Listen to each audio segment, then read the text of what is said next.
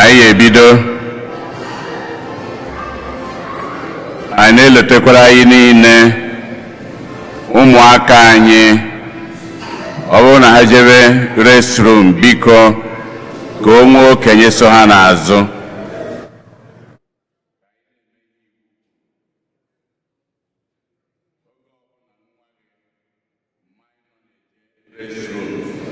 Okenye ga-esi ọ bụ ihe iwu biko.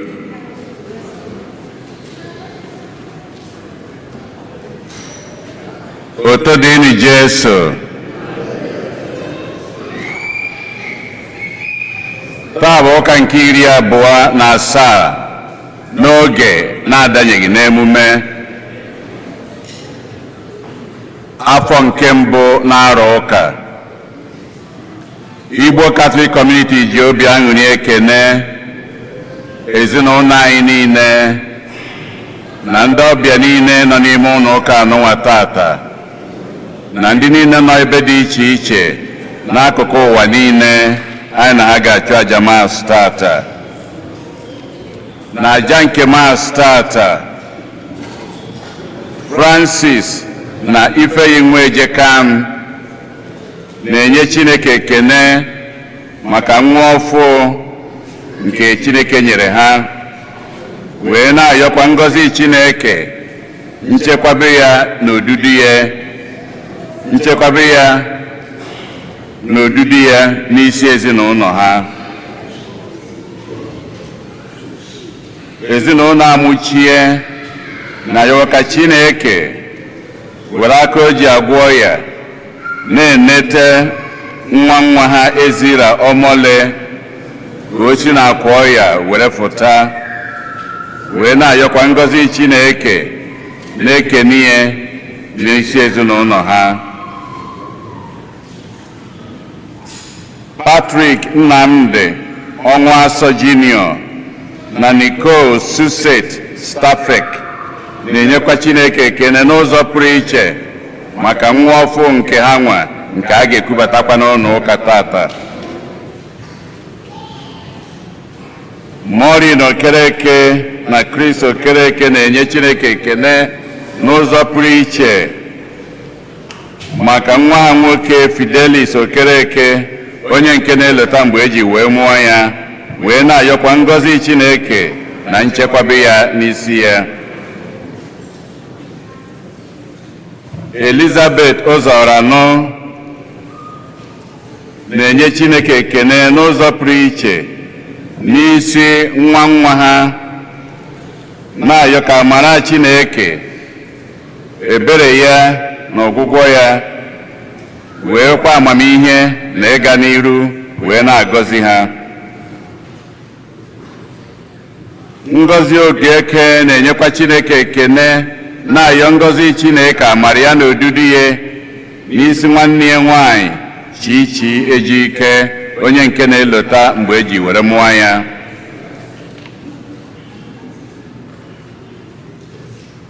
Ezinụlọ Ọkọlue na-enyekwa Chineke ekene n'ụzọ pụrụ iche wee na-ayọ ngọzi Chineke amara ya na odudu ya n'isi Chukwu Nọlu na Chukwu nọ nso Ọkọlue, ndị nke na-elotekwa mgbe eji were mụọ ha.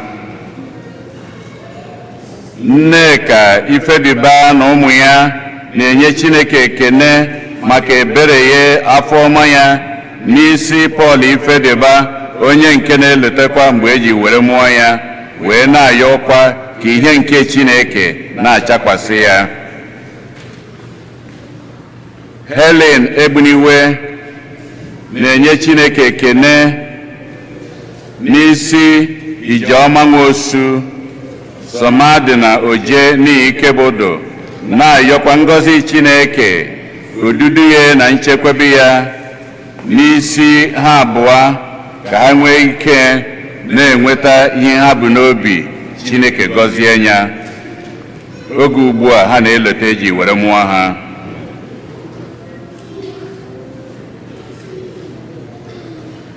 Bartholomew na Miriam Amadiegwu na-enyekwa Chineke ekene n'ụzọ pụrụ iche n'isi nwa ha nke a ga-egubata n'ụlọ ụka tata, wee na-ayọkwa ngọzi Chineke na amara ya n'isi ya. Nne na nna Ikemdị na Chinwoko na ndị be nwoke niile na-ayọ maka mkpụrụ obi nwa ha Ikemdị na Chinwoko. Ezinụlọ Ogoke na Ejike na-ayọ maka mkpụrụ obi Luke Sunday Ejike. Loretta Ogunnaya na ezinụlọ ya na-ayọ maka mkpụrụ obi di ya CY Ogunnaya. Ezinụlọ Onyejiji na-ayọ maka mkpụrụ obi Mark Chukwunyere Onyejiji. Boni Ezechukwu na ezinụlọ ya na-ayọ maka mkpụrụ obi Basil Ezechukwu, Rita Ezechukwu na Damian Ezechukwu. Emenogu, ezinụlọ Emenogu na-ayọ maka mkpụrụ obi Okenze Kevin Chima Emenogu. Greg na Skologa Amaka na-ayọ maka mkpụrụ obi Okenze Kevin Emenogu, CY Ogunnaya, Rita Ezechukwu na Damian Ezechukwu.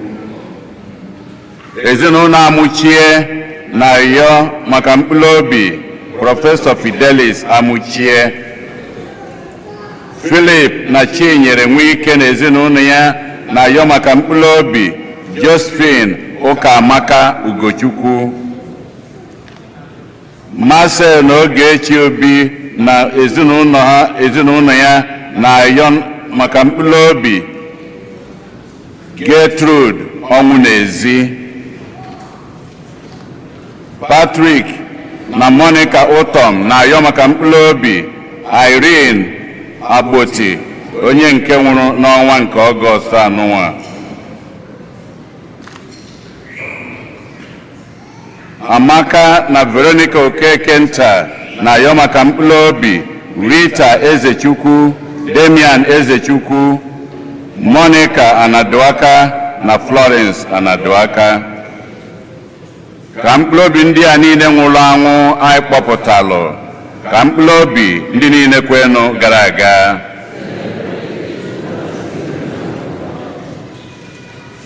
Onye isi nchụaja na aja nke maasị anyị tata bụ ụkọchukwu Jude Uche. Kịta ka anyị were aṅụrị na okwukwe tiekọta ọnụ na ukwe. Hymn number 19. Anyị ga-eje.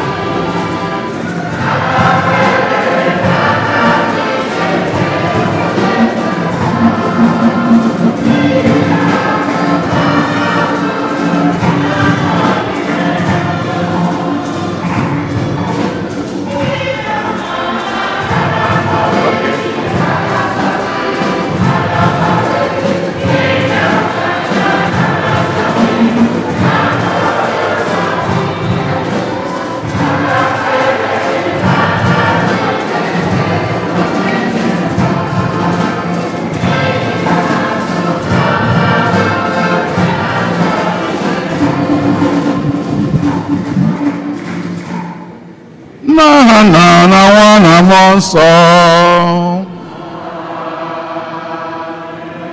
Ka ngọzi nke Onyenwe anyị Jesu Kristi na ịhụnanya nke Chukwu Nna na ịdịkọ n'otu nke Mmụọ Nsọ na-enye dịrị unu mgbe niile.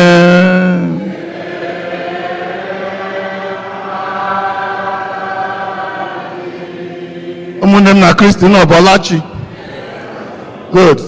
Today, the church presents us with a great lesson. A great lesson we have to think about. Why am I a Catholic? Why am I a Christian? God has given us a lot.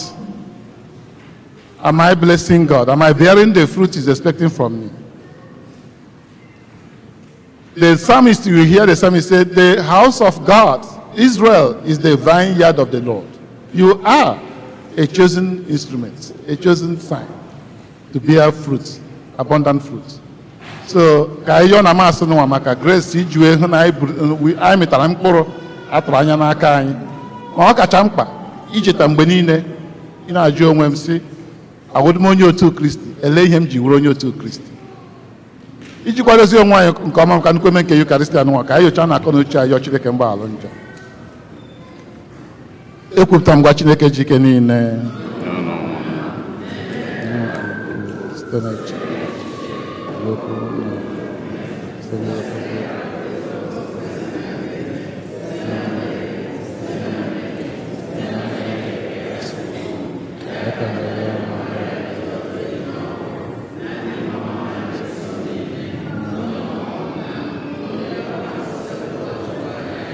Ka Chineke ji ike niile meela anyị ebere, gbaghara anyị njọ anyị, wedula anyị na ndụ ebe ebe.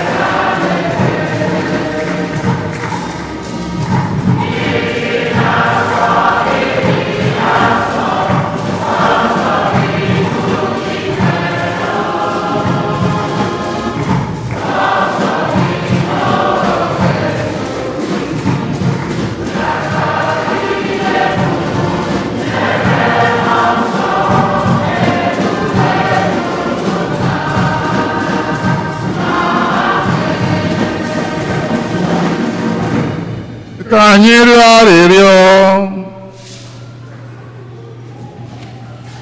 Chineke pụrụ ime ihe niile, onye dị mgbe ebighị ebi, afọ ọma ị na-emela anyị karịrị ihe ọbụla anyị kwesịrị ka emeela anyị, ma ọ bụ ihe anyị pụrụ ịtụ anya na a ga-emere anyị. Anyị ji umeala rịọ gị ka ị gbaghara anyị mmehie anyị niile nke na-anyịdo anyị n'obi. Biko nyekwuo anyị ngọzi gị dị iche iche nke anyị apụghị inwe ike ịrịọ gị site na dị nwere anyị Jesu Kristi nwa gị onye gị na ya dị ndụ na-achị n'ịdịkọ n'otu nke mmụọ nsọ, otu Chukwu site n'ụwa tụ ụwa niile.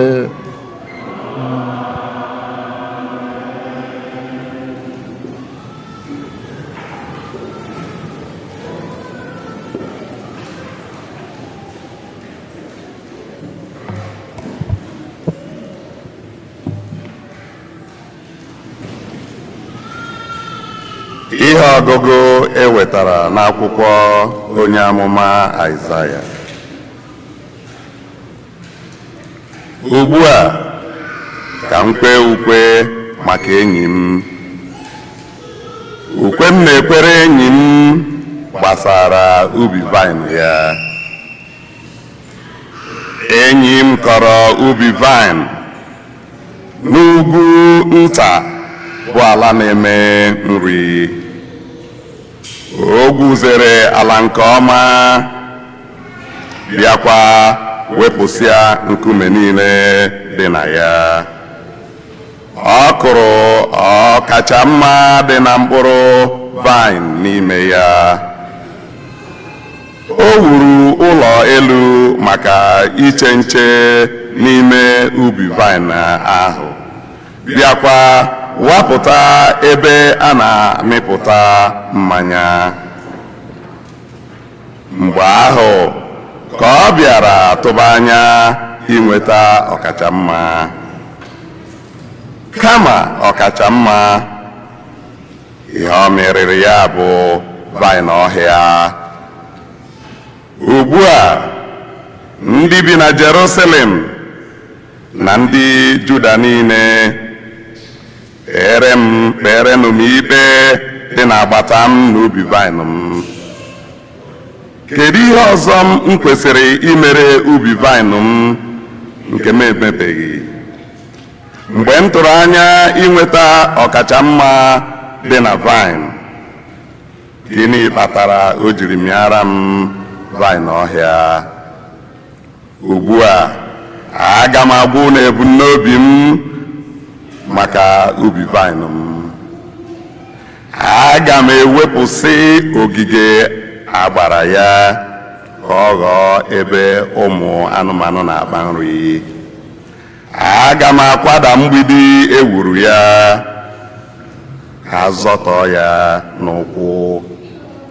N'ezie, aga m ala ya n'iyi.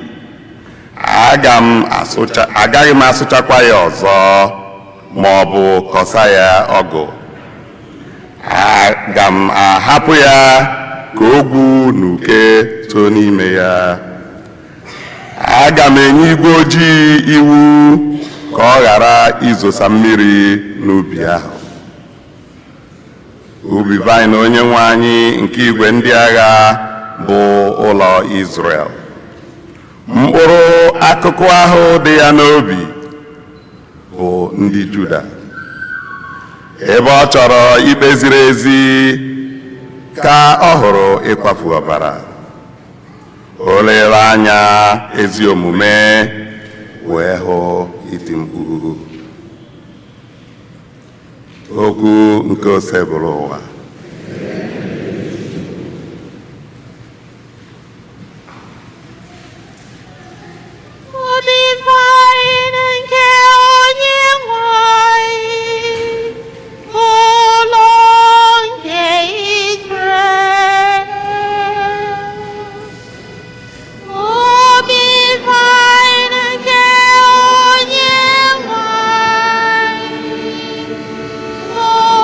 Lord.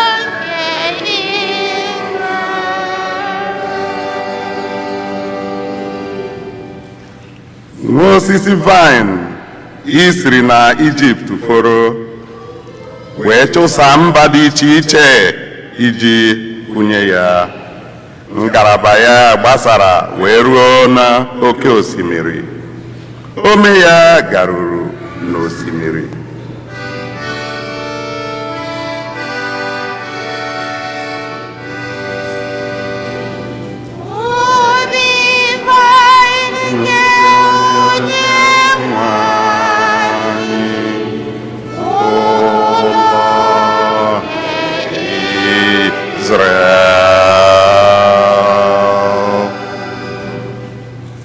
N'ihi gịnị ka iji kwada ogige agbara ya, nke na ndị na-aga n'ụzọ na-aghọrọ mkpụrụ ya otu o si masị ha?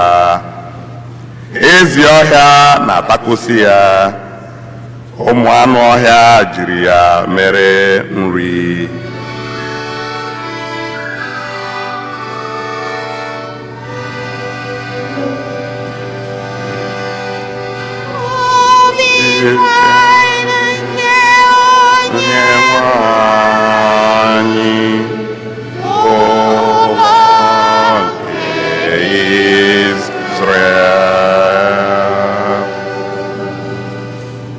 Onyenwe anyị nke igwe ndị agha, biko sikwa n'eluigwe nedata anyị ọzọ. Ị hụla, kpachapụrụ osisi vine a anya, chekwaba ihe ijiri aka gị kụọ.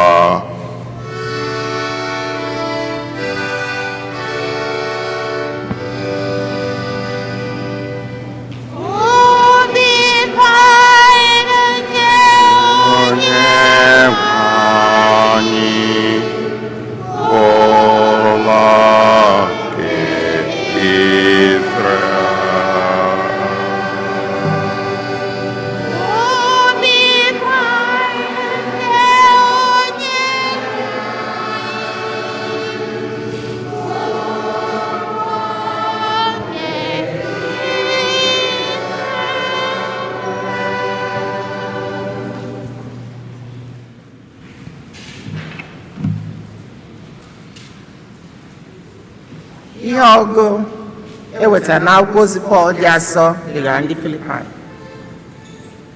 Unu echegbula onwe unu n'ihe ọbụla, kama n'ihe niile were n'ekpere na arịrịọ na ekele mee ka Chineke mara ihe na-abụ unu.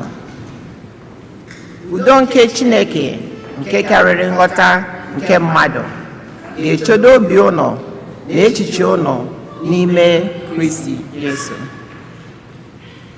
Ụmụnna m, na nkwubi okwu, meenụ ka obi unu jupụta n'ihe niile bụ eziokwu, ihe niile kwesịrị nsọpụrụ, na ihe niile eji amara mee. Ọ bụrụ na ọ dị ihe ọbụla mabara mma oke ma ọ bụ nke kwesịrị otito karịsịa, na-eche n'uche banyere ihe ndị a. Na-eme na ihe niile unu mụtara na ndụ m na nke unu natara n'aka m, na ihe niile unu nụrụ n'ọnụ m na nke unu hụrụ n'omume m. Chineke nke udo ga-anọnyekwara unu. Okwu nke ose bụ ụwa.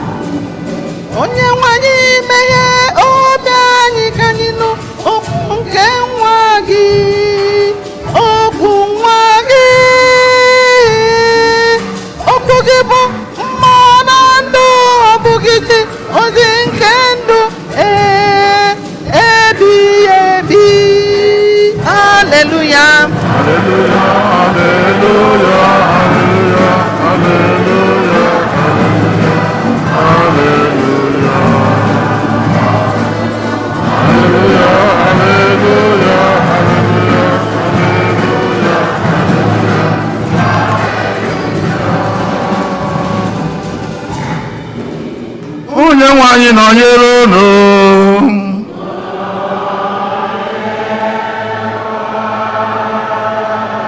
Ihe ọgụgụ nke a si n'ozi ọma dị asọ nke Matiu dere.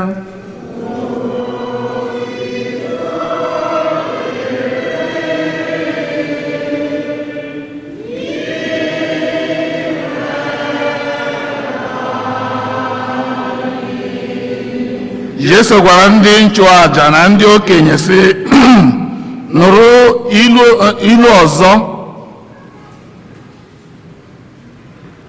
Otu onye kụrụ vine n'ala ya, gbaa ya ogige gburugburu, tinye ebe a gara apịpụta mmanya, bịakwa wuo ụlọ elu n'ubi ya. Mgbe ahụ ka o were ubi ya ahụ, vine ahụ, nyefere n'aka ndị na-elekọta ubi ya ahụ, were gawa obodo ọzọ. Mgbe o ruru oge owuwe ihe ubi, onye nwe ubi zipụrụ ụmụ odibo ya ka ha natara ya ndị na-elekọta ubi ya oke ruru ya nụ. Mgbe ndị na-elekọta ubi ya ahụ ma ndị na-elekọta ubi ya ahụ jidere ụmụ odibo ya, merụọ otu ahụ, kụgbuo otu akụgbuo, tụkwuo nke ọzọ nkume ọzọ. O zigakwara ụmụ odibo ọzọ karịa ndị nke mbụ nọ n'ọgụgụ. Ma ndị ọrụ ubi ahụ mekwara ha ihe ha mere ndị izuzu. N'ikpeazụ o zigara ha ọkpara ya, sị ha ga-asọpụrụ ọkpara m. Ma mgbe ndị ọrụ ubi ahụ hụrụ ọkpara ya, ha gbara izu n'etiti onwe ha sị, onye a bụ onye a ga-eri ya ekpe, bịanụ ka anyị gbuo ya, were ihe niile ahụ ọ ga-erite n'ekpe. Ha wee gide ya, sepụ ya n'ubi vine ahụ, gbuo ya. Mgbe onye nwe ubi vine ahụ bịara, gịnị ka unu chere ọ ga-eme ndị ahụ o tinyere ilekọta ubi ya anya? Ha wee sị ya, ọ ga-ala agbụrụ ọjọọ ahụ n'iyi n'ụzọ jọrọ njọ, bịakwa were ubi ya tinye n'aka ndị nlekọta ọzọ, ndị ga-enye ya oke ruru ya mgbe ya. Jesu wee sị ha, ọ bụ na unu agụtabeghị n'akwụkwọ nsọ na nkume ndị na-ewu ụlọ jụrụ ajụ aghọọla idebu ụlọ? Ihe a bụ aka ọlụ nke onye nwe anyị. Ọ gbara anyị gharịị mgbe anyị hụrụ ya. N'ihi nke a ka m ji si unu, ọ ga-anapụ unu alaeze Chineke, were ya nye ndị mba ọzọ, ndị ga-amịta ezi mkpụrụ n'uju. Ozi ọma nke osepụrụ ụwa.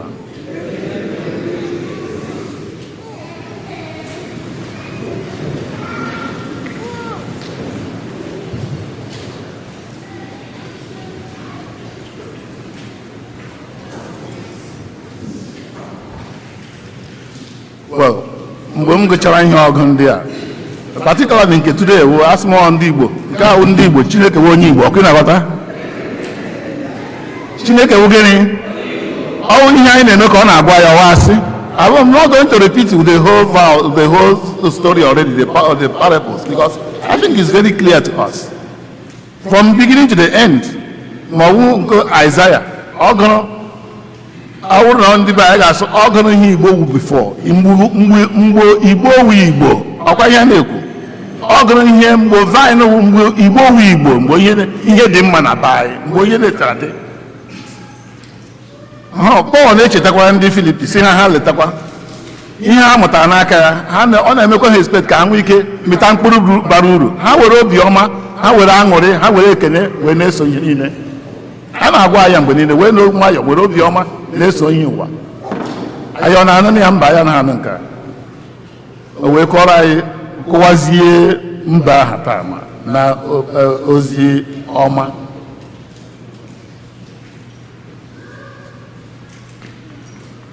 onye nwe ubi ọ Chineke ọwasị ele ndị iwu ndị na-elekọta ubi ọwa anyị ọwasị ele ndị o zipụrụ ka ha nata ihe ọwụ ndị amụma ọwasị ndị fada na ndị bishọp ọgwa na ndị sista na-agagharị na-ayọ ka anyị chegharịa so ọ na-apụ ha ọ wee megidezie kedu zipụ aha nwa ya kedu ihe ha mere ha gbuo ya ọwasị ndị be ọ bụ ihe anyị na-eme amadụ ihe m ga-akọwanụ except isi today when you finish the reading and understand the thing, first of all ya nwa ji aka anyị rụọ ubi rụsịa ihe niile eji eme mmanya na ihe niile a ga-eme na ihe ndị ọzọ nụkwa ata wee ebe ndị nche na-anọ werezie enye ha na nyefe anyị n'aka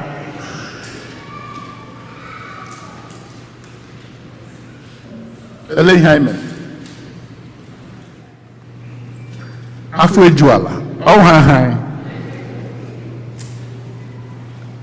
chekonia ndị egwuregwu ndị ezipụrụ ka ha ga-anata ihe ubi ịma nwanye ile enwe moto obi wee wee nọ nwa ya cheko ya hapụ oge na ka m na-ekwu the readings we hear are not fairy tales and they are not far from us, Deuteronomy 30, but they are just something we do every day. If you look at it clearly, it's full of frustrations, disappointments, rejections.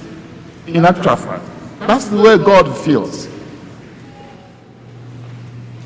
Hello, ụwa amaka ama mana ọ bụ ndị nọ n'ụwa mebiri ụwa ọwasị ụwa ntọọ ele ihe anyị na-ahụta ndị Igbo ụwa ntọọ arịa dị mma lenienụ ndị na-emeziburu anyị anyị tọwa atọ one who has not felt that rejection, frustration, disappointments. Gị na nwanne gị gaji ahịa ya ree gbuo nye poison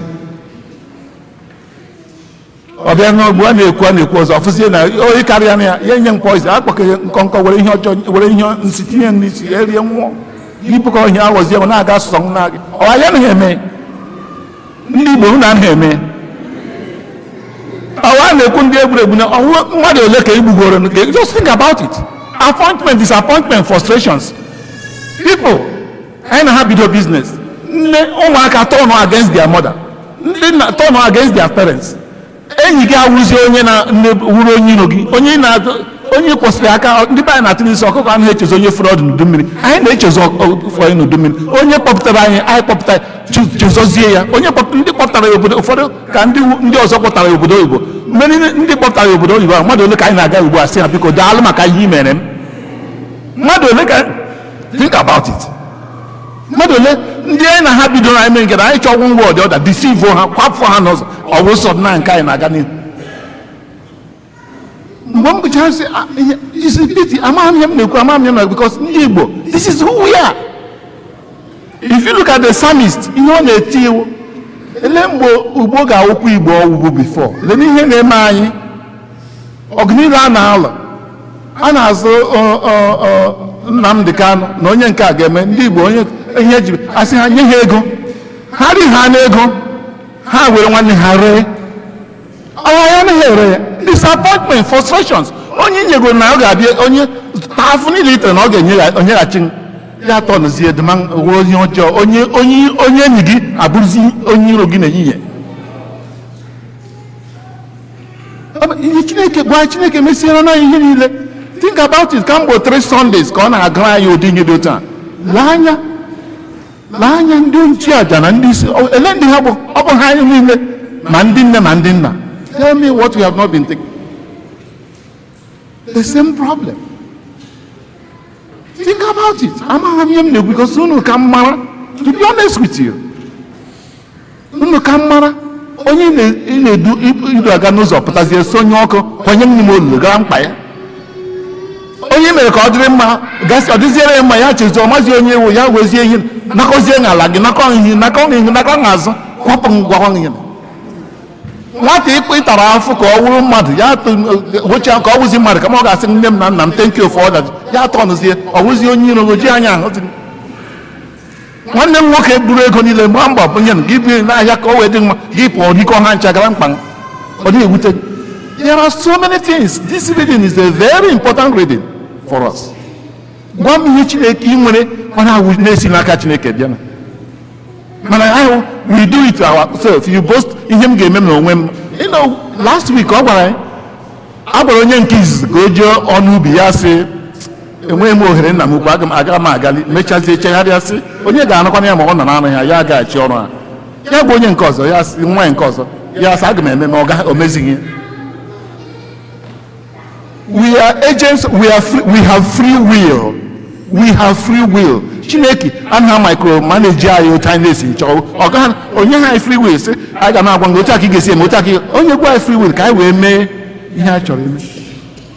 Onye a na-akpọ guru na China ma ọ dị na be anyị onye na-agba afa gara ofu nwoke gara ebe ọ na-agba afa sị nna m ukwu gwa m iwe asị na a na-anụ aha gị iwe ozuru Igbo enwere nne na nna m n'aka gwa m ma ọ dị ndụ ka ọ nwụrụ anwụ ya sị isi nna nọ gị n'aka otu a ya sị ee isi m gwa m ma ọ dị ndụ ma ọ dị ọ nwụrụ anwụ ya sị ee ya sị ka m gwa n'eziokwu ndụ na ọha dịrị ndụ ọ dị gị n'aka ya nwụọ anwụọ ọ dị gị n'aka ndụ na ọha dịrị ndụ ọ dị gị n'aka ya nwụọ anwụọ ọ dị gị n'aka. Ihe na-eme anyị si anyị n'aka ọ bụ otu anyị dụrụ onwe anyị ka anyị dị otu anyị dụrụ onwe anyị ka anyị dị ka ọ na-abụrụ sọsọ nna m ka a na-anụ aha m anụ ka ọ bụ sọ nke m kachasị njọ. Chineke nyekwa anyị even in the church He giving us all the sacraments, give us everything and ask us to become good Christians. Why am I a Catholic? Why am I a Christian? But we think we are more beautiful, we are wiser than God. We are everything God now any post in. But who is in charge of our life? Oh Chineke. Oh Chineke. Because okay, as a community here, you can think about are you a community of people who practice justice? What is the impact of being a church, St. Eugene, at the middle of this town, this place? What's the influence of our people here? What's the influence? How do people see us? How do we propagate? How do we tell them about ourselves and God? Do we practice justice? I make them meeting, make them one night, make it on your anyway, as I said, I don't want to speak because if I begin to talk about it, if you want to pray, the prayer for me is the psalmist. The psalmist, the house of the psalmist says, the book, where do you have it in the reading? The psalmist say, the vineyard of the Lord is the house of Israel. Wine,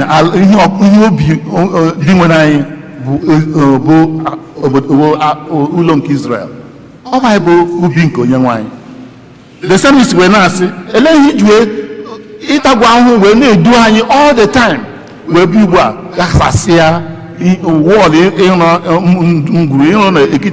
ndị na-agafe na-amaghị ihe gbasara na-agazi na-emebi anyị na-agọzi mkpụrụ na-eme si sọ ha. Think about yourself, think about our home, think about anybody, think about our people here. God bless us.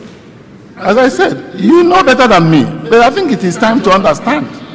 At the end of the day, ịma nwata onye otu m bịara bịa ugbu a ma ọ dị mbịara ugbu a sị onye dị in charge, onye ga-asị chere oke ka m jee kpọọ fada dị in charge ka m jee chọọ chairman.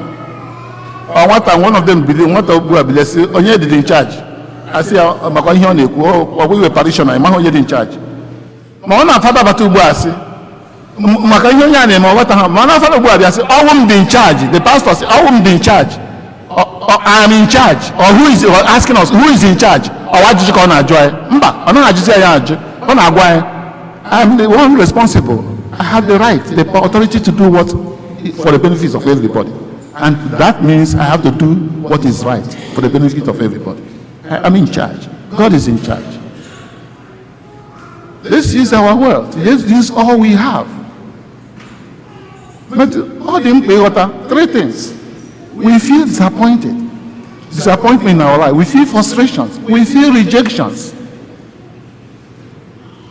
We feel, also because we feel it, we grieve. Grieve as you feel a disappointment because those who are supposed to understand or those you have, nobody comes back to thank you. You feel frustration because each go tinye ga na-esi aga zụcha anwụ gị mecha ihe niile and ọ dịghị eme otu ihe isi chọọ. Grieve. Ọ na ị ga-ebe akwa. Rejection. No ndị nke m, I thought they will understand me if I say this and say that. And they are not understanding me. Jesus said, you know, but what do we do? Do we stop? No. Because all you know, despite the fact na ndị na-ewe ihe ubi eweta ha ihe ọ chọrọ enye ha gbuo ndị o zitere gbuo nwe Chineke never stopped having mercy on us. We are born to do the will of God. But one thing is clear. The will of God will not take us to where the grace of God will not sustain us. The will of God will not take us to where the grace of God cannot sustain us. Let's think twice. I feel disappointed us because I have offended people. I have been ungrateful. I have been, I have disappointed, frustrated other people's life because I have done that. When people do it to me, I look at it and see what is happening. I must not stop there. The mercy of God is always available. Think about it. The will of God will not take us where the grace of God will not sustain us. In the name of the Father, and of the Son, and the Holy Spirit.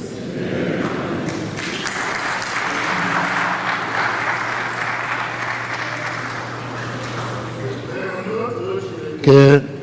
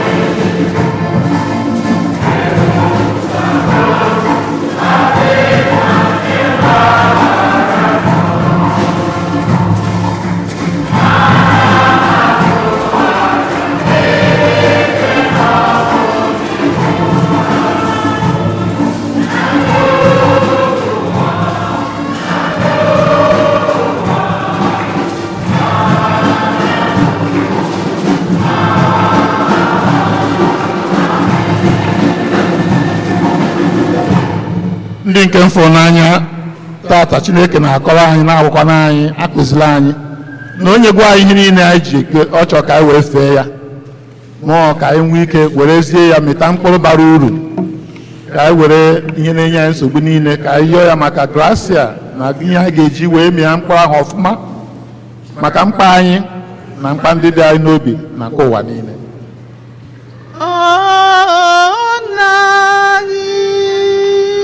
Chukwu bi n'igwe ntị nụrụ ọnụ anyị mere anyị ebere. maka ụka nke Chineke gbasara ụwa niile ka anyị na-egosipụta mkpụrụ nke ịhụnanya, umeanị na obi ebere na omume anyị iji were dị nkwadebe maka alaeze n'igwe. Anyị arịọ gị dị nwụrụ anyị. Ntị nụrụ ọnụ anyị mere anyị ebere. Na anyị bi n'igwe ọnụ anyị ebere. maka ndị mmadụ n'obodo dị iche iche n'ụwa ka anyị na-eto na amamihe na nghọta iji were na-akwanyere ndụ ugwu. Anyị arịọ gị dị nwere anyị. Biko nụrụ ọnụ anyị mere anyị ebere. Anyị obi n'igwe ọnụ anyị mere anyị ebere. maka ndị ọbịa na ndị gbara ọsọ agha ka anyị na-anabata, chekwaba ma nyere ha aka n'ụzọ ọbụla ka mkpa ha si wee dị dịka ezi omume Chineke. Anyị arịọ gị Biko nụrụ ọnụ anyị mere anyị ebere ebere. Ọnụ anyị bi n'igwe ọnụ anyị ebere. maka ndị ọrịa, ndị nọ n'ute ọnwụ na ndị na-elekọta ha anya ka ha na-enweta ịhụnanya Chineke site na nkwado nke ndị mmadụ. Biko nụrụ ọnụ anyị mere anyị ebere. Ọnụ anyị obi n'igwe nna m ọnụ anyị ebere. maka anyị niile n'ọgbakọ n'ocheeze nke ịhụnanya Kristi bụ St. Eugene ka anyị na-ahụkọrịta onwe anyị n'anya dịka Kristi si wee kụziere anyị. Gee ntị nụrụ ọnụ anyị mere anyị ebere. Ọnụ anyị obi n'igwe nna m ọnụ anyị ebere. maka ndị nwụrụ anwụ, ọkacha ndị anyị na-echeta na aja Mass tata, ka Chineke mere ha ebere ma nabata ha n'alaeze n'igwe. Eze nụrụ ọnụ anyị mere ha ebere. Ọnụ anyị obi n'igwe nna m ọnụ anyị mere anyị ebere. Ọnụ anyị Chukwu bi n'igwe ntị nụrụ ọnụ anyị mere anyị ebere. Onye nwe anyị dị ebe anyị na-ekele maka ọganihu na-emegasịla anyị. For all your graces in our lives, please help us with your grace that we may bear fruit in abundance, fruit that will attract other people, fruit that will make us truly your children. Help us that we may serve you here on earth and enjoy the beatific vision in heaven. We ask this through Christ our Lord. Pray.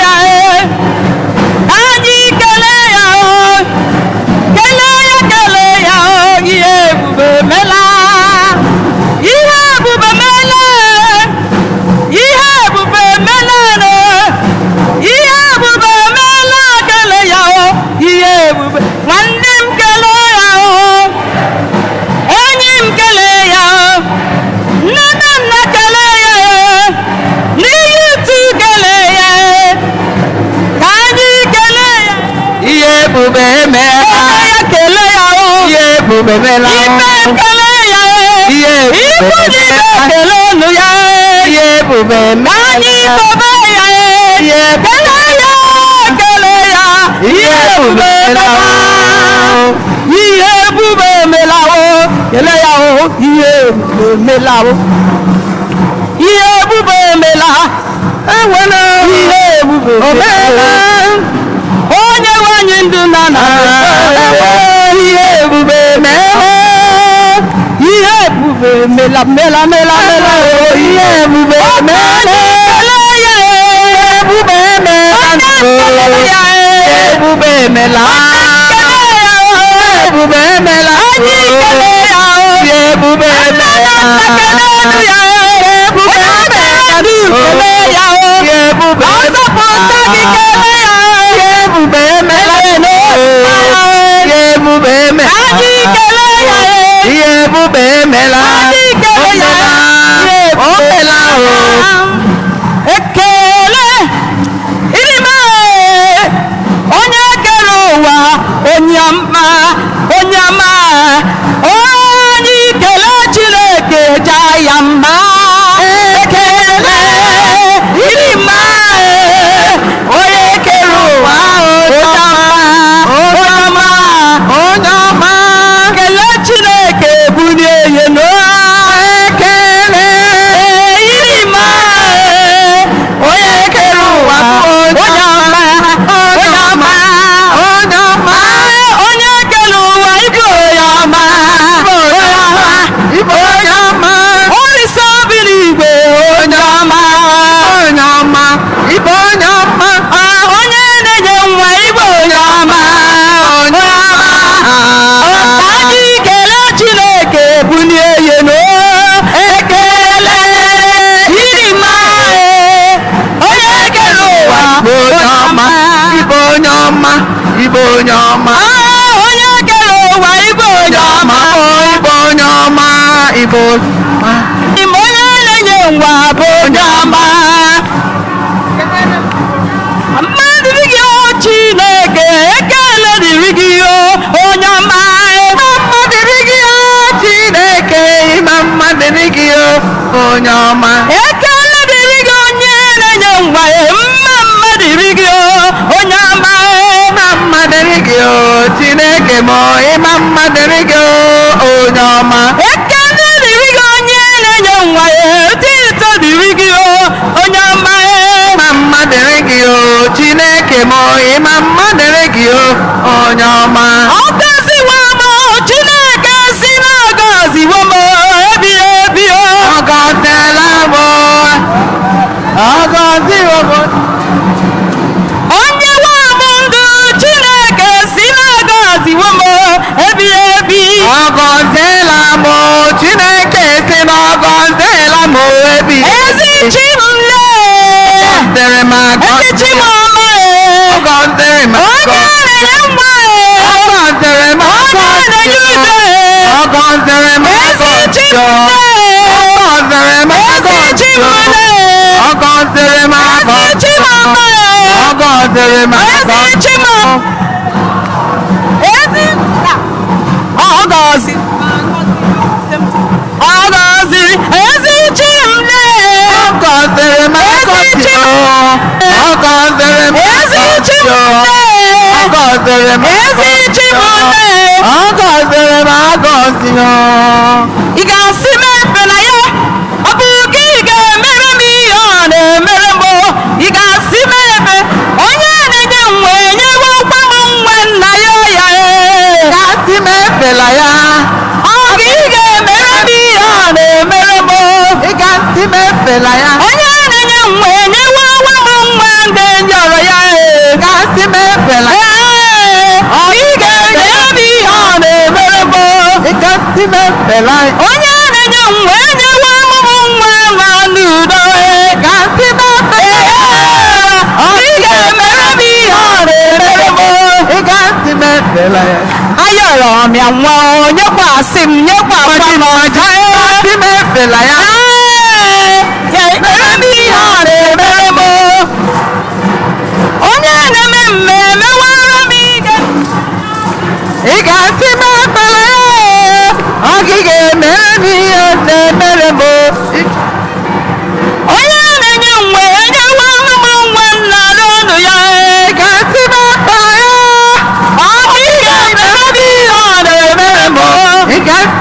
mefela ya ayọrọ m bịa nwụọ nyekwasị m ọzọ mefela ya ọ ga ị ga-emere m ihe ọ na-emere m ị ga-asị mefela ya na-enye m wee nyewara m nwa dị mma yọrọ ya asị mefela ya ga-emere m ihe ọ na-emere m ị ga-asị mefela ya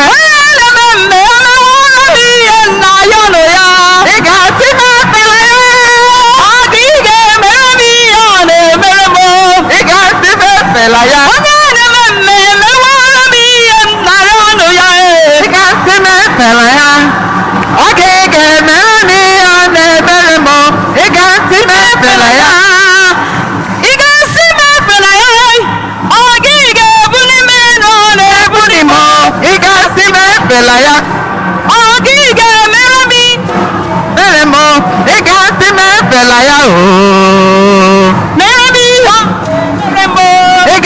mefela ya onye na-eme mmemme nwere m ihe m na ya ọnụ ya gasị mefela ya ọ gị ga-emere m ihe ọ na-emere m ị gasị mefela ya ozi chi m lee ọ gọziri m ozi chi m lee ọ gọziri m ozi chi m ama ọ gọziri m ozi na-enye nwa ọ gọziri ozi chi m lee ozi chi m lee ọ gọziri m agọzi ndị m kelere chimo na chimemela kelere chimo nwanne m kelere chimo na chimemela kelere chimo nwanne m kelere chimo na chanya meka kelere chimo nwanne m kelere chimo na chimemela kelere chimo onye na-ere ndụ tụrụ nkele ya na chanya meka kelere chimo nwanne m kelere chimo na chimemela kelere chimo enyi m kelere chimo na chimemeka kelere chimo na chimemela kelere chimo anyị kelere Chineke na chanyemeka kelere chimo kelere chimo enyi m kelere chimo na chimemeka kelere chimo nwanne m kelere chimo na chimemela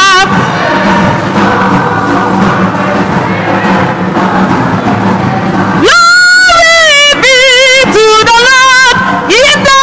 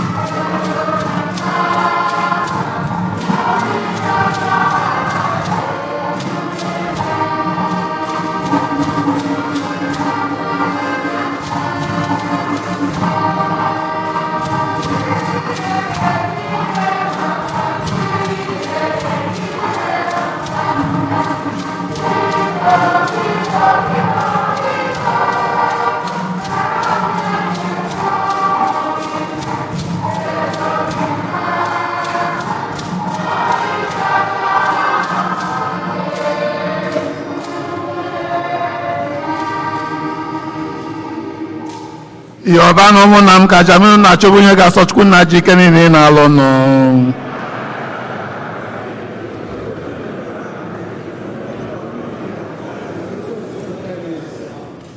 onye nwe anyị biko nara aja nke a ijiri iwu gị tọrọ anyị ntọala ya, nara ihe omimi a dị nsọ nke anyị bụ ụmụodibo gị ji ehunyere gị iji kwụọ ụgwọ anyị ji, were ya kpọbata anyị na nzọpụta na ịdị nsọ zuru oke site na Kristi dị nwe anyị nọ. Onye nwe anyị nọnyere unu, welite n'obi enu ka anyị nye ndị nwe anyị Chukwu anyị ekene. O kwesịrị ezi ebukwa ihe ziri ezi na-azọ ndụ na anyị ga-enye gị ekene oge niile ebe niile. O nna dị nsọ, Chineke ji ike niile onye dị ụwa tụọ ụwa site na Kristi dị nwe anyị, onye sitere n'obe ya na mbilite n'ọnwụ ya zọpụta anyị na njọ na ọnwụ ebe ebe, sitekwa na ya kpọbata anyị n'ọkwa dị otuto nke anyị ji bụrụ agbara ahọtara ahọta, ndị nchụaja nọ n'ọkwa eze mba dị nsọ, ndị Chineke wetara onwe ya, ka anyị bụ ndị ji isi n'ọchịchị kpọbata na ihe nke gị dị ebube na-ekwupụta aka ọrụ gị n'ụwa niile. N'ihi nke ha anyị nọ eso igwe ndị mama niile nke eluigwe na-eto ebe gị oge niile na ukwe na-asị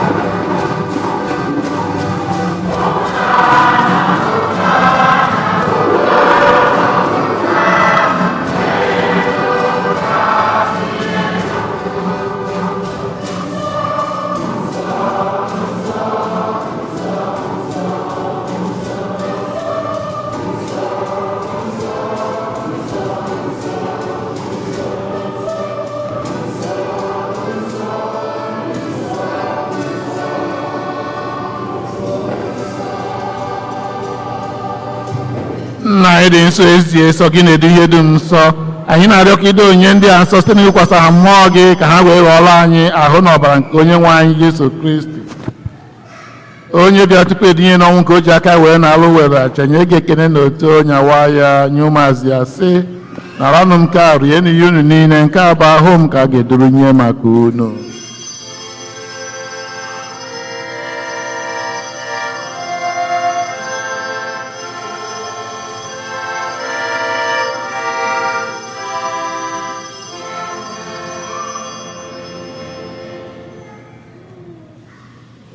otu ọgwa ka ha si mee mgbe ha richara nri anyasị o gburu iko ma enyekwa gị ekene na oto bụ nye ụmụazị ya sị, n'ala m nke a ṅụọ n'iyi unu niile, nke a biko nke ọbara m nke ọgba ndụ ọhụrụ dị ebe ebe.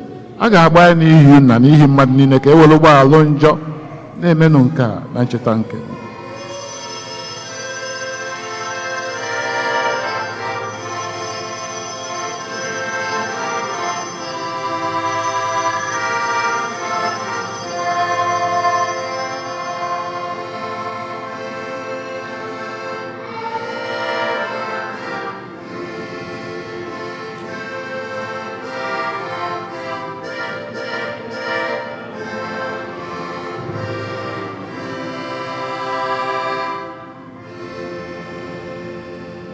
Ka anyị kwupụtara ihe omi nke okwu anyị na-eme ugbu a.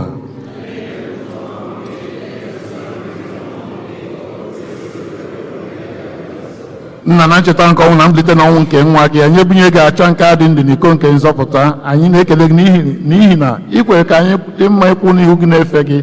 Anyị ji umeala arịọ ka anyị bụ ndị na-ata ahụ n'ọbara nke nwa gị bụ Kristi, site na ya bụrụ otu na Kristi, jikọọ otu na mmụọ nsọ.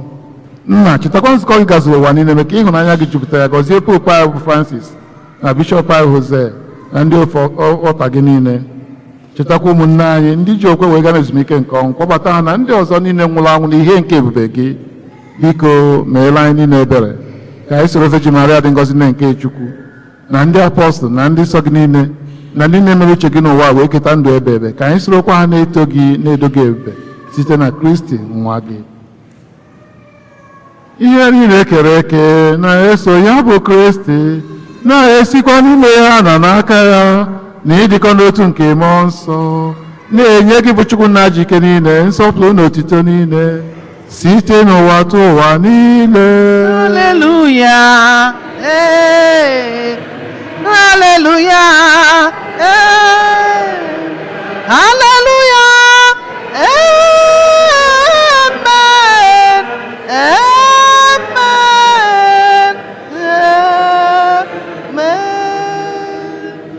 Ka anyị were ekpere na onye nzọpụta anyị kụziri anyị wee kpọkuo Chukwu nna anyị nọ n'eluigwe.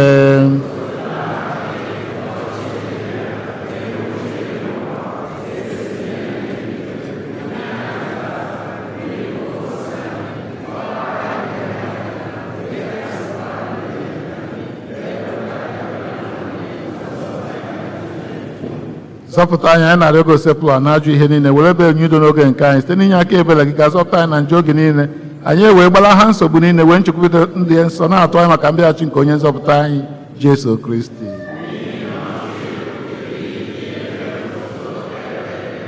Onye nwe anyị Jesu Kristi, onye gwa ndị apọstụl, udo nke m ka m na-ahapụ na udo nke m ka m na-enye unu, elekwana anya na njọ anyị, kama lekwasị anyị n'okwe nke nzukọ gị, nye ya udo n'ịdịkọ n'otu mgbe niile ka uche gị siri chọọ. Gị bụ onye dị ndụ na-achị ebe ebe. Udo nke o sepụrụ ụwa dịrị unu mgbe niile.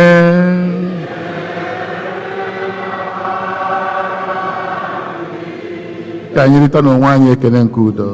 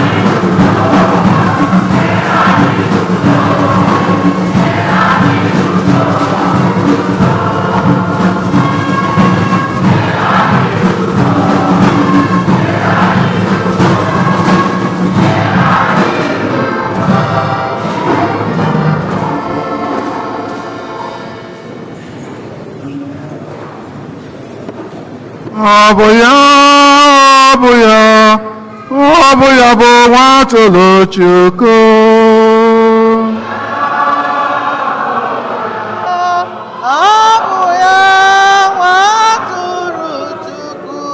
Ọ bụ ya onye na-agwọ ya, ọ bụ ya bụ nwa atụrụ Chukwu.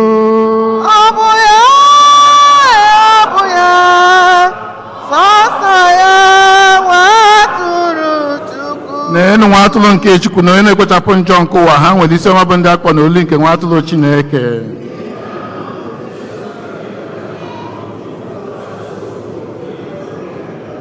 Ka ahụ na ọbara Kristi chekwawa wee ruo na ndụ ebighị ebi.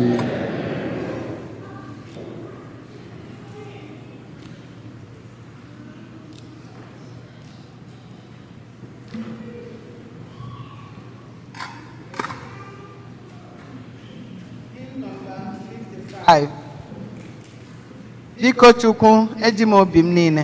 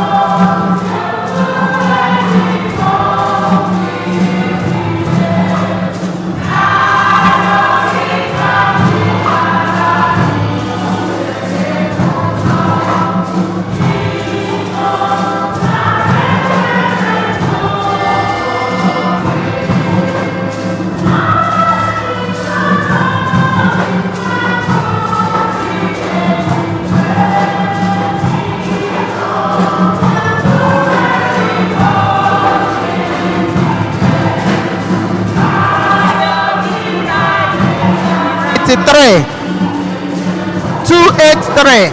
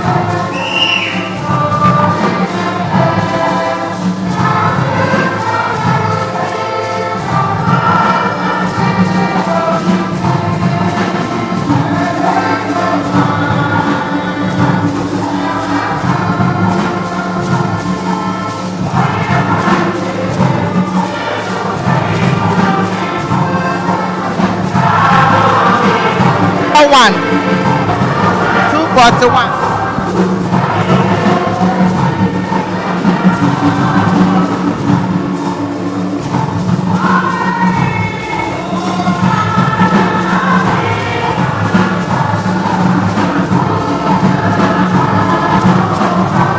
241. Two four one.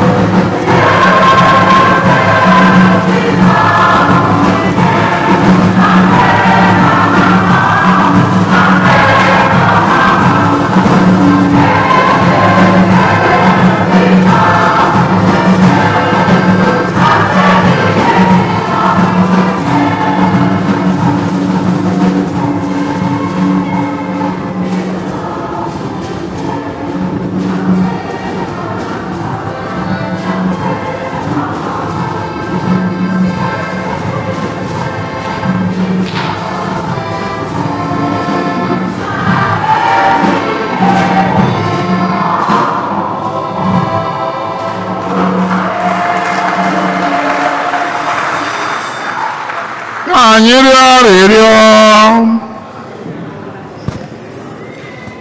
Chineke ji ike niile, anyị ejila ihe ọgba ndụ gị rijuo afọ, jirikwa ya nhụjuo afọ. Biko anyị na-arịọ, mee ka anyị yie Kristi ahụ, onye anyị natara site na Kristi dị nwe anyị nụ.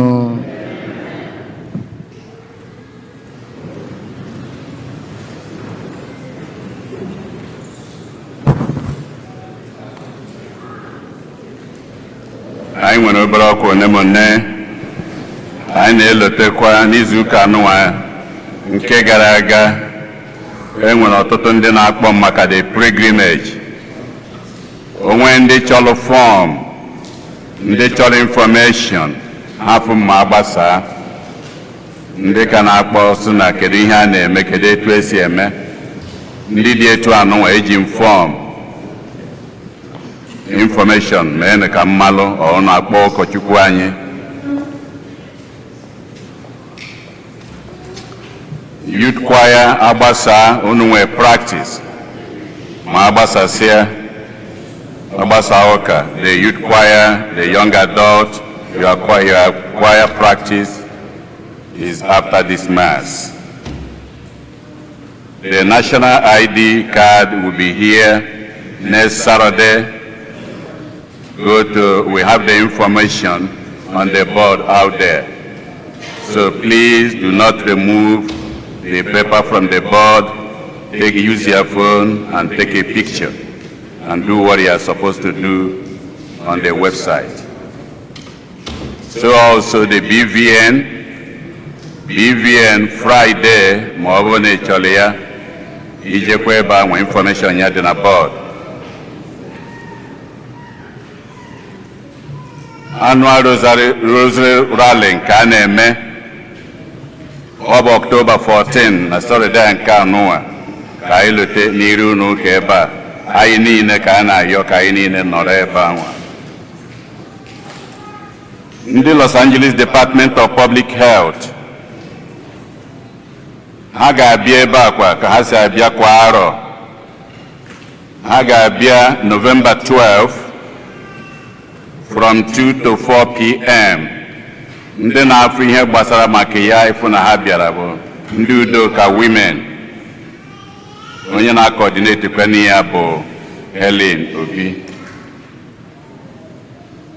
October 28 ka a na-erikwa ji nke eriri n'arọ gara aga. Ebe a ga-eri ya bụ na CMG Hall. No ticket. Onye ọbụla gbaa mbọ. Mana ị chọọ ịbụ the first 500 ndị nke ya abata. Ịmanị ya abịa n'oge. If not, a na-abịa ọ bụrụ na họlụ ju emechie gate. Onwe ndị na-abụnatakwara nụ emeghekwa gate. Ha wee sị ha mara ụbọchị ha wee bịawa itie mmụọ n'ụdị akwa Igbo anyị maalụ cultural dress. Ị mara nke bụ ala akpati gị ụbọchị ahụ ka igosi onwe gị gedo n'ụdị aha were fụta ka abịa ka ikiribe sọ gị ka a ghara ikiri onye ọzọ.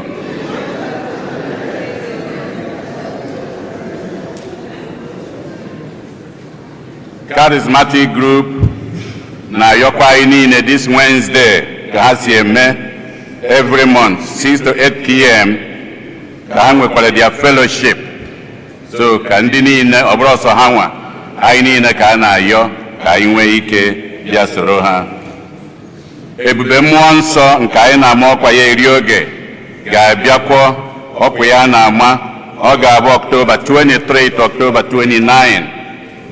A na-akọwa na ọ bụrụ na ọ bịa ndị chọrọ ịfụ ya consultation ọnụ ya afụkwu ya olukwa na mgbede administration etu esi akpụ ya a ga-emekwu ya ebe a ụbọchị niile anwa. Ka anyị dị ka ụnụ dị nkwadebe maka ya. Were na-ayọkwa na ha na-eme brochure maka ọbịbịa ya. Ọ dị nke akwụkwọ ya dị na bọọdụ. Ihe gbasara ya unu ga-enweta ya na bọọdụ ebe ọ dị.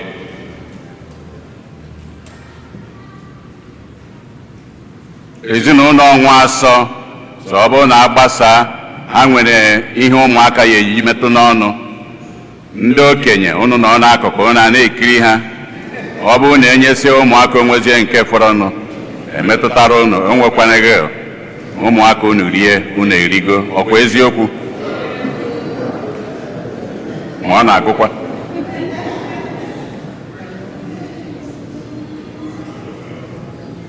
Kịtazi ana m akpọnite onye isi ndị bazaar ka ọ fụta kịta.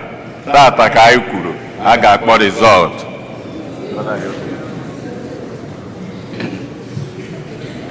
Si wayo makụ ka ọ pụtaba.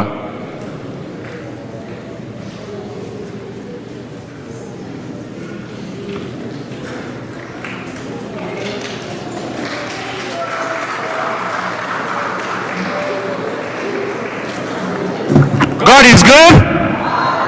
God is good. Ọ na-arụ ọrụ. Thank you. Taa bụ ụbọchị akara aka.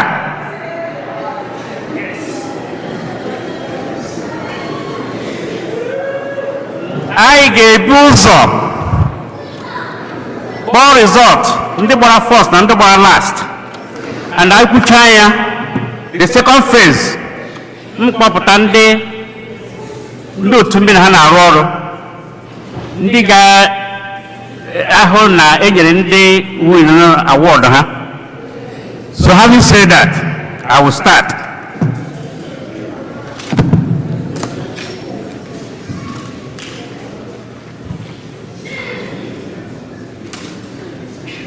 I mere ọfụma n'afọ nọ, but last year is better. Unu mana ya gaa elu ya gaa ala but ọ gatara obere ala n'afọ but ọ dịkwa mma n'aha Jizọs. So a ga-ebido with ndị youth last year emekwuru so this year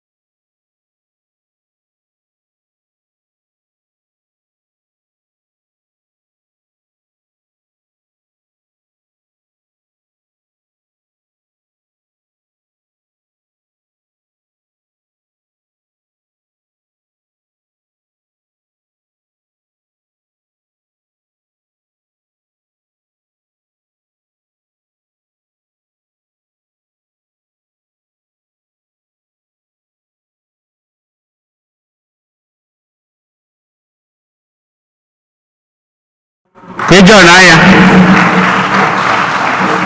and aga m akpọpụta ọrụ na-ekwuru St. Eugene the talking peg ka ọ John anya here and Sir Ifediba ka ọ John anya here. Thank you. No, stop that. I know what I'm doing. Okay? Don't worry, he will come. We're going to receive our award. Thank you.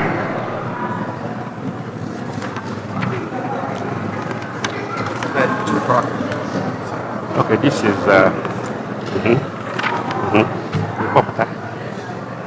youth, the card. Okay, what is award? Okay.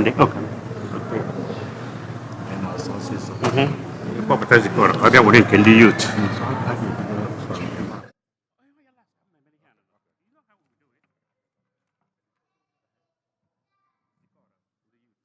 Praise God. On our phone, you na some Samuamu.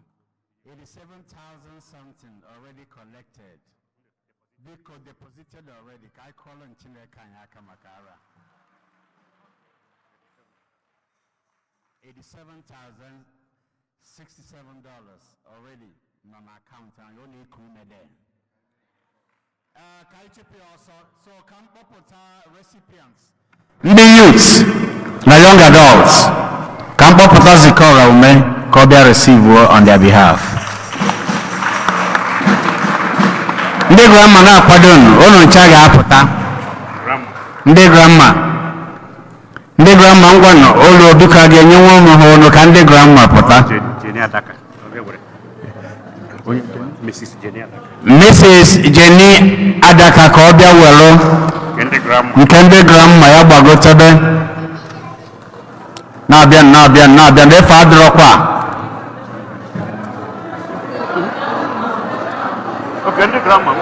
Ndị grandma.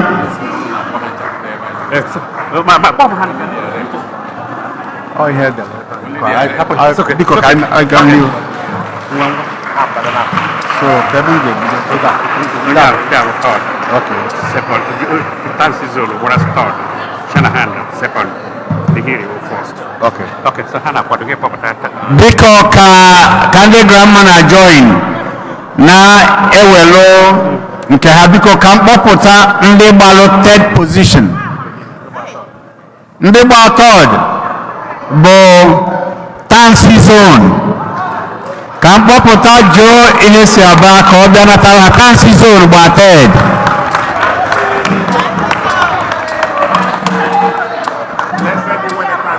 Blessed Iwenetansi, third position.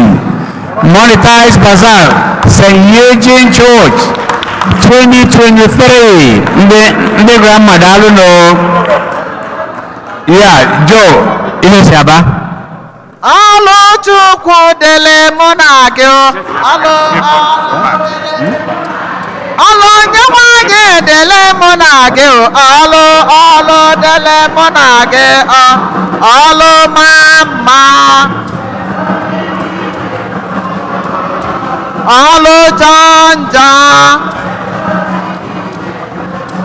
alo nyewa gị dele mụ na gị alo dele alo chukwu dele mụ na gị alo dele mụ na gị alo mama were obi gị nye chukwu alo jọ Isisoma biko ka ị gbagote wee dị ọtọ nke ndị Blessed Iwenetansi. Biko ka ọ nọ ha aka third position.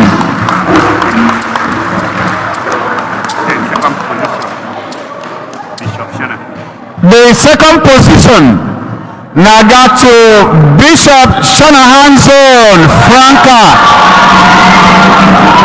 Campanite Franca Obaliwe. Okay. Yes, sir. Okay. Doctor. Okay. I hold a new call for the new champion. Okay? Okay. Hey. Dr. Desangela of Ebu. Biko ka anyị kwụọrọ na ha aka ọ maka time.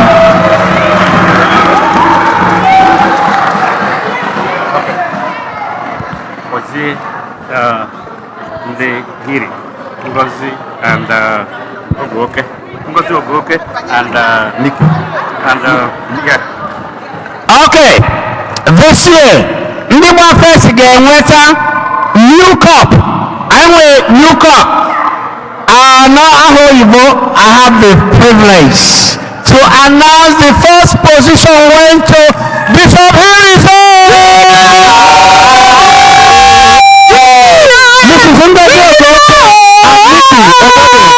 This is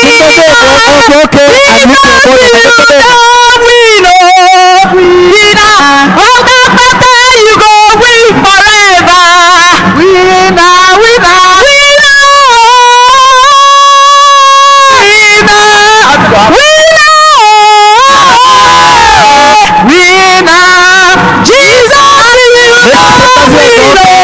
Nikki.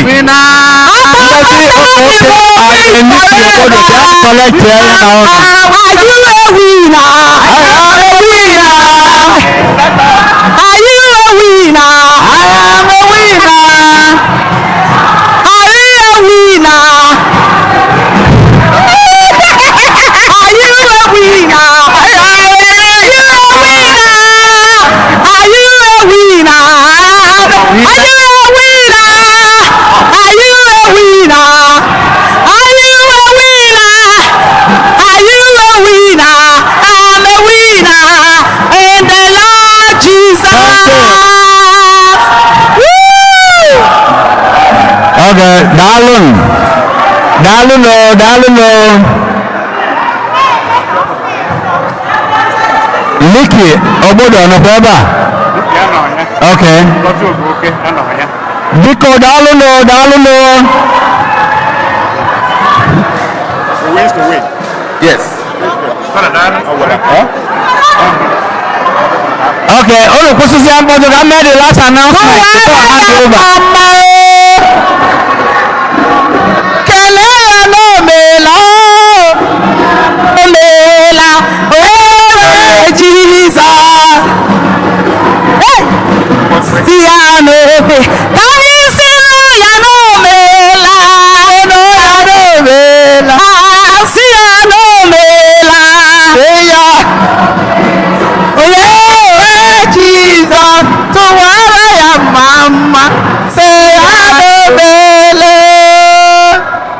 biko ndị gba first ọ maka na ndị gba first ekwere unu ukwe ndị gba third na ndị gba second ekwerekwara ha ukwe ka a kọọrọ Jizọs aka biko na ngwụchazi ana m ekele ndị niile nyere aka ndị kọmitii na-afụ maka monetize our bazaar ana m ekele onye ọbụla wee na-asị unu Chineke chebe anyị ma gbazitekwala anyị na ụmụ ihe ndị ọzọ anyị ji wee na-edozi ndụ n'izu 2024 anyị ka ya nọkwa ebe a guzosie ike ekene mụ na ha mbụ Chris Obieje Chineke chebe anyị mbọsị nta ebulugo m nke m ọ na-ejezi bulie ya ka ọ bụrụzi na Owere ntị a na-ejezi na Owere mgbada nwa m nwaanyị wezielu ntị ọ dị mma anyị na-ekene onye ọbụla anyị na-ekene otu niile ma ndị Hiri Shanahan Tansi ndị grandmother youth and young adult in every way otodini Jesu ka anyị gbasazianụ geenụ ntị agbasa ndị Hiri etu o si du n'otu ndị ọbụla chọrọ ise foto unu esebezie ma anyị aga n'iru ka anyị gbasaa ụka daalụnụ anyị wee na-ekene mmadụ niile na-ekenekwa ụkọchukwu anyị isi afro wee kwaba okpu Fada Jude Umeobi ka anyị kụpụrụ na ya aka ka anyị na-ekenie ka anyị na-ekenekwa ndị nwanyị ụmụ nwanyị niile maka ihe niile a kpọrọ ọsọ ụmụ nwanyị na-afụta ụmụ nwoke onweghị nke afụrụ so ndị nwoke ka anyị welite obi welite ike anyị wee na-ekenekwa ụkọchukwu kara anyị ụka tata Jude Uche biko ka anyị kụpụrụ na ya aka the last one bụzi all the kids that were dedicated today, the families that brought them, may we stand up? All the families that dedicated their children today, baptism that came to church today, the young kids, may we stand? Ka anyị kụpụrụ ha aka ebe ọbụla ha nọ na wee na-asị ha nnọọ. Anytime our parish is growing, you are welcomed. Ndị tata bụ ụbọchị ize ha na-abịa ụka ebe a ha kwụrụ ọtọ. If today is the first time you are worshiping with us, please may you stand. First time worshipers with us, do we have any? Look, na mama na akụkụ aka nri m ebe a nekwa aka akwụ n'aka nri m aka ekpe m anyị na-ekene ha niile. Anytime you are around, please come back and worship with us. Thank you very much.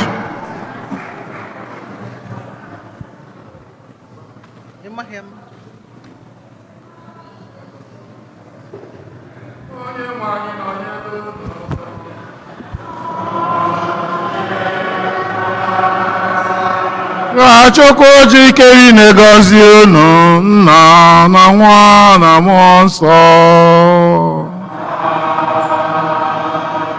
Lawanụ misa gwụsịgo.